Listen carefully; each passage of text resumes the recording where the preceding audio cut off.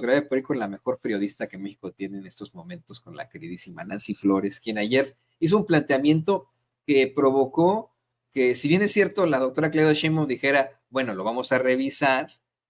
sí provocó mucho interés en usted. Es uno de los videos que más tuvimos vistos ayer aquí en Sin Censura, lo que se planteó en la conferencia de prensa mañanera, una situación muy, muy interesante. Eh, que pues habría recibido el comandante Borolas, el carnicero de Michoacán, Felipe Calderón, una transferencia de 8.3 millones de pesos de una cuenta del Infonavit, pero no durante su sexenio, sino más adelante en el de Peña. Saludo con mucho gusto a la queridísima Nancy Flores, a quien le mando un abrazo. Nancy, bienvenida a Sin Censura. Hola, Toño, muchas gracias siempre por la deferencia y también muchas gracias al auditorio de Sin Censura. Sí, fíjate que nosotros tuvimos acceso a un expediente de la Unidad de Inteligencia Financiera donde se da cuenta justamente de algunas triangulaciones de recursos. No es una transferencia directa del Infonavit a la cuenta de Felipe Calderón, sino más bien una operación o más bien varias operaciones que se dan a partir de transferencias internacionales que hizo el Infonavit. ¿Y por qué es importante este dato en estos momentos? Primero, Toño, porque hay una discusión sobre el Infonavit justamente para reformarlo, para pues de alguna manera limpiarlo de todos estos actos de corrupción, y porque justamente se están revisando los actos de corrupción en primer lugar en este Instituto Nacional del Fondo para la Vivienda de los Trabajadores. En ese sentido, pues decir que hay transferencias millonarias del Infonavit a cuentas en el extranjero, particularmente cuentas de dos empresas radicadas en Bogotá, Colombia, que son filiales de otra empresa que está radicada en el paraíso fiscal de Panamá. Y esto pues destaca en el informe al que tuvimos acceso de la Unidad de Inteligencia Financiera, porque son estas dos transferencias, una es por 8.3 millones de pesos y la otra es por 6.2 millones de pesos. Se hacen en dos momentos, en 2016 y 2018, y en estos periodos esas empresas que reciben este recurso son las que transfieren a Felipe Calderón, pero no solo a Felipe Calderón, sino también a Margarita Zavala y a la sociedad civil que mantienen los dos, Calderón Zavala SC. Estas transferencias se dan, como ya decía yo, en 2016 primero. En ese año el Infonavit hace 3 transferencias internacionales por los 8.3 millones de pesos a ICUE Iberoamérica, que es esta empresa radicada en Bogotá, Colombia, que tiene pues su matriz en Panamá. Y después, en 2018, es otra de las filiales que se llama ICUE Speakers, y es por 6.2 millones de pesos estas transferencias internacionales. ¿Qué pasa con estos recursos? Bueno, en 2016 es justamente cuando está al frente de ese Infonavit el priista hidalguense David Penchina, y ICUE Iberoamérica, ahí es donde viene la triangulación, de acuerdo con la Unidad de Inteligencia Financiera, le paga 2.042.732 pesos a Felipe Calderón en una cuenta bancaria que posee en Estados Unidos. Esa no es la única operación que se registra, como ya decía yo, también en otro momento se registran operaciones desde estas empresas, ICUE Speakers y también ICUE Iberoamérica, a favor del despacho que ambos tienen, tanto Margarita como Felipe Calderón, que se llama Calderón Zavala SC. Y también la propia ICUE Speaker particularmente hace transferencias a esa misma cuenta en 2018 a Felipe Calderón, a su cuenta en Estados Unidos nuevamente, por 1.103.632 pesos. Margarita Zavala de forma directa también recibe algunas transferencias que están vinculadas con esta relación del Infonavit con la empresa ICUE Iberoamérica. Se trata de transferencias que recibió en 2013 También, como decías, dentro del sexenio de Peña Nieto, ya no en el sexenio de Calderón, y es a través de una tercera empresa. Aquí lo que se hizo es una triangulación mucho más compleja, porque el dinero sale del Infonavit, llega a ICO Iberoamérica, ICO Iberoamérica lo pasa o lo transfiere a otra empresa que se llama Semar Comunicación SC, y de ahí parte para las cuentas de Margarita Zavala. Esta empresa Semar Comunicación y también ICO Iberoamérica e ICO Speakers, todas dicen que se dedican a conectar conferencistas, es decir, todas estas conferencias, sobre todo de la derecha y la ultraderecha, que van pagadas,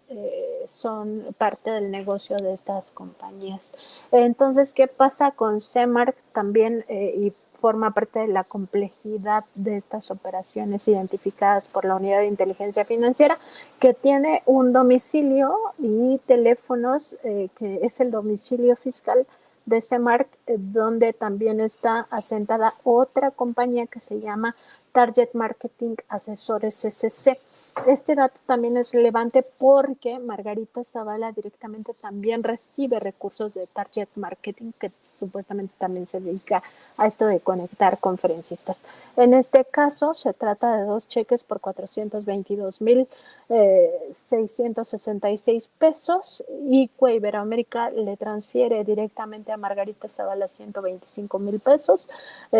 y Target Marketing, a su vez, en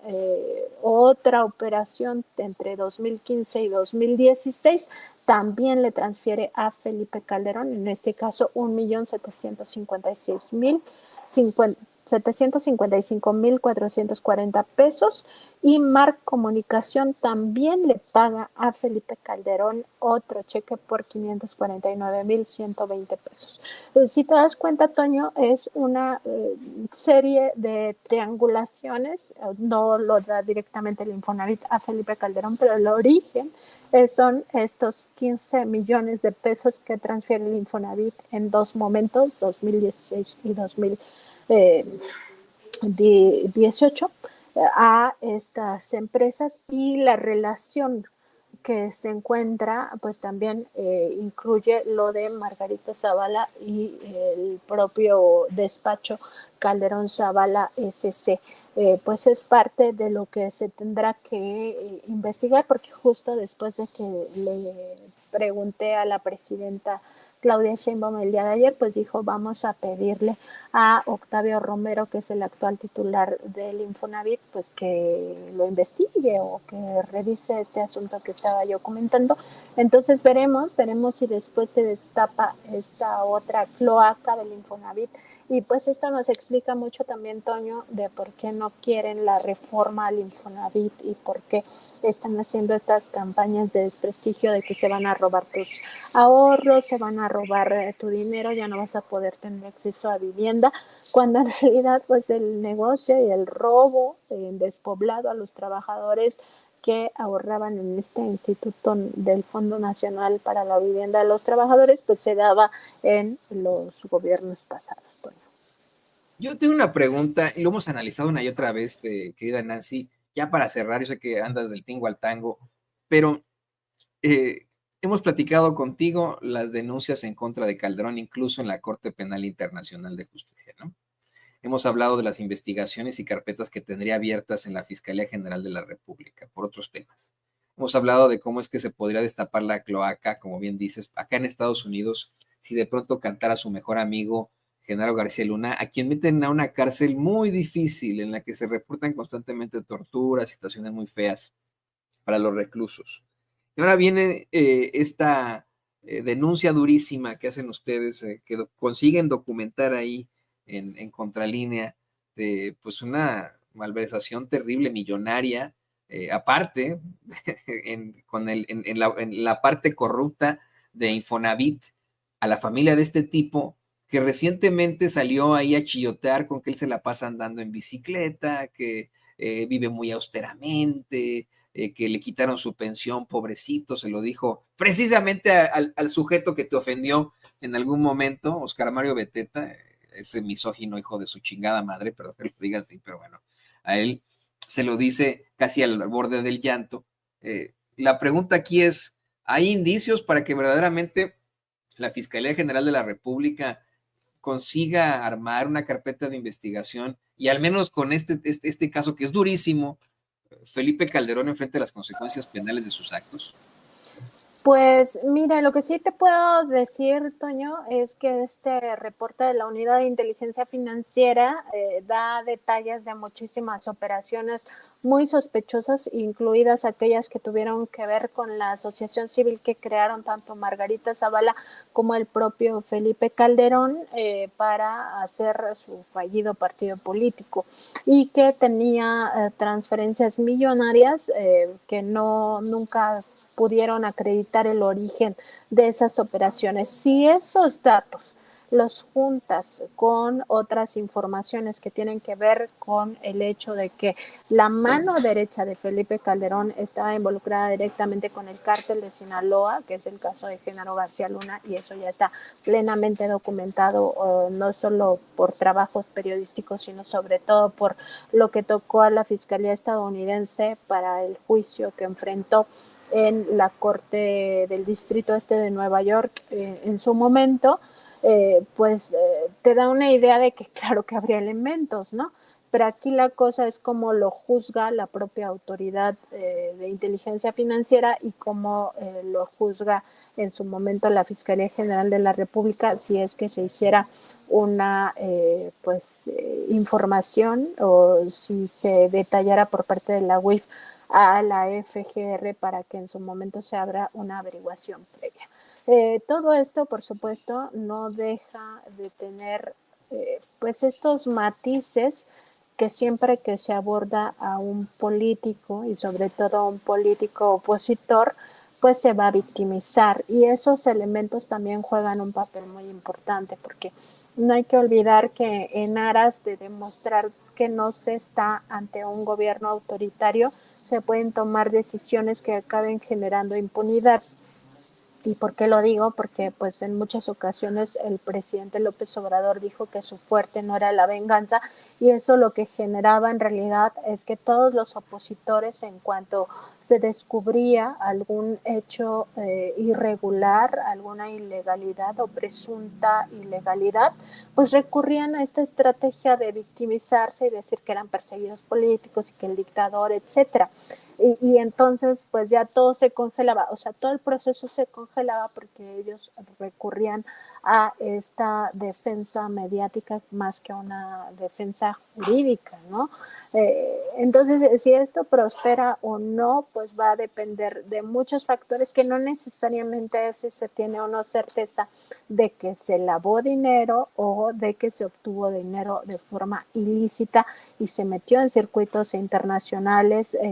financieros para ocultar el origen de esos recursos, y que el origen de los recursos eran las cuentas del Infonavit de miles de trabajadores. O sea, más allá de si se tienen o no las evidencias, que la UIF, también hay que recordarle a nuestra audiencia que es la UIF para entender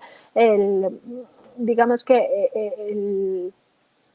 el nivel de información o la calidad de la información que se está presentando. La UIF es esta unidad de inteligencia financiera que tiene la Secretaría de Hacienda y Crédito Público, pero que en realidad es del Estado mexicano, para vigilar todas las operaciones financieras que ocurren en el sistema mexicano con conexión en sistemas internacionales para evitar lavado de dinero y financiamiento al terrorismo. Es una unidad que depende en gran medida de la información que se le da desde otros sistemas financieros de otros países y que está en constante cooperación con otras naciones y con el propio Gafi, que es este grupo de instituciones financieras internacionales. Entonces es información de muy alta calidad, porque no es información que dependa solo del sistema mexicano, sino que depende de los sistemas internacionales, como ya decía, y de la cooperación internacional. Entonces, cuando la UIF logra tener acceso a estas documentaciones. Quiere decir que, por ejemplo, en el caso de las cuentas bancarias específicas de Felipe Calderón que están en Estados Unidos, obtuvo información de Estados Unidos y de esas instituciones financieras radicadas en Estados Unidos, pero también obtuvo la información de Colombia y la información de Panamá, a pesar de los candados que tiene la información en Panamá, que es un paraíso fiscal. Entonces, lo que te diría, Toño, es que me parece a mí que lo que priva más en casos de impunidad de muy alto perfil, como son los expresidentes, tiene que ver más con lo político que con la evidencia en sí. Porque pues es obvio que se van a victimizar y van a decir que hay una persecución y van a decir que hay una dictadura, y pues justo para evitar toda esta campaña mediática que nada más están esperando las corporaciones mediáticas a que alguien salga a decir eso para pues hacer eco y desprestigiar, eh, se evitaría, pues, o sea, sería más por un tema político que jurídico. Pues qué interesante, qué bueno que se pueda representar de esta forma a los trabajadores. Vamos a ver en qué termina todo esto, querida Nancy. Mientras tanto, vamos a estar, como siempre, pendientes de estas investigaciones. Te pido, por favor, que nos compartas tus redes sociales para que la gente se ponga contigo, los busque ahí en Contralínea, revise estos contenidos que, mire, de verdad, son sumamente interesantes y que tienen todo el rigor periodístico. Ahí sí, llevan siempre con mucha fuerza la verdad con justicia, querida Nancy. Muchas gracias, Toño. Estamos en www.contralinea.com.mx, también en nuestro programa de YouTube y Facebook de lunes a viernes a las 10 de la mañana. Nos encuentran en estas dos redes como Contralínea, también en X estamos como Contralínea y yo estoy en X como Nancy-Contra y por supuesto aquí cuando me invitan, Toño. Pues siempre estás invitada, querida Nancy. Esta es tu casa, Sin Censura es tu casa. Y tiene usted a la periodista y corresponsal de Contralínea, la queridísima Nancy Flores, la mejor periodista de México. Muchas gracias. Gracias a ti, Toño. Hasta luego. Y bueno,